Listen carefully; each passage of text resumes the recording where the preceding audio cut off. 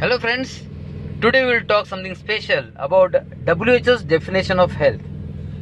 Now WHO defines health as a state of a mental, physical and social well-being, including the spiritual aspects of it. Now when WHO defines it as a mental, physical and spiritual aspects and the social aspects, why we are considering only body, its parts and tissues and organs? Just because they can be seen. We can measure the amount of calcium, we can measure the size of a tumor, we can see body in scans, we can see and measure body parts in MRIs, and also do some biochemical measurements in blood tests. And therefore whole world is after it. Complete medical world and whole world is after just seeing what is seen. But where from this seen comes from? Where from the bodily changes comes from? Do they come from somewhere from exterior? You are going somewhere walking on a street, and then something happens, the disease is roaming in the sky, and then it takes catch of you, it takes hold of you, and then you are diseased. Is it like that? So is this something external thing, or is it something more deeper and more internal? Let me give an example.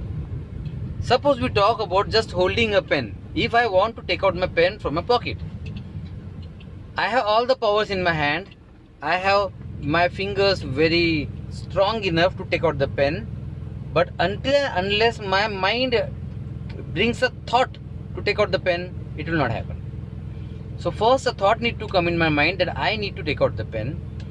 Then this thought will stimulate the chemical messengers called neurotransmitters and hormones, which will stimulate the nervous system, and this nervous system will stimulate the motor nervous system, activate the motor nervous system, then it will activate my hand and fingers, and then I will be taking out the pen.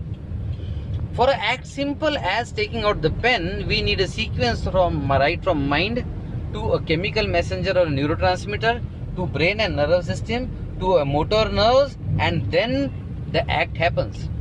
So for anything happen on the body, anything to happen on the bodily plane, something need to happen on the mental plane, right?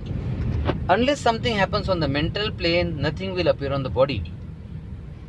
But the problem is that mind cannot be investigated, mind cannot be scanned, and therefore we are comfortably neglecting the mind. And where from this mind and disease tendencies comes from? They come from genes. They come still deeper down inside the genes. So we are just looking at the body and tissue and organs and cells, and forgetting the mental aspect, and forgetting the more deeper genetic and spiritual aspects of the health. Now when WHO itself recommends that the health is a mental, physical and a social spiritual well-being, why world is not taking care of mental and social spiritual aspects? Just taking out the scans and just removing the tumors and just operating the body is never ever going to help.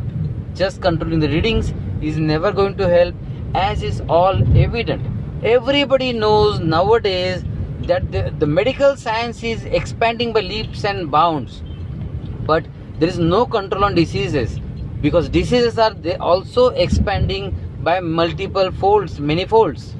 Now why this is happening? That in spite of all the advancements, we are not able to control the disease, is just because we are looking after only one aspect of the disease, that is the physical aspect. And unfortunately the tragedy is physical aspect is the last to come. Means it is actually the result of the mental and genetic and spiritual and the social aspects together, all put together.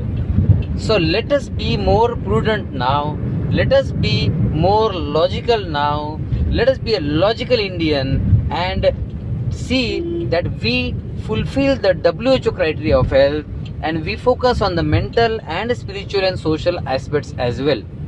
Once we focus on mental and social aspects, all will be in place, and we can focus on the more subtle and more invisible but more important genetic tendencies, which can be comfortably removed. The science of epigenetics have proved that the genetic expressions can be comfortably changed with the help of some medicines and with the help of some mental reprogramming, which we usually do in retreats. But there is a lot of scope according to WHO criteria of health. So let us guys not mess with our health by tampering only with the physical aspect of the health or disease aspect. Let us look more deeper to the mental aspect, to the genetic aspect, to the social aspect, and to the spiritual aspect. Then only we can say that we are focusing on the holistic health, right? Thank you.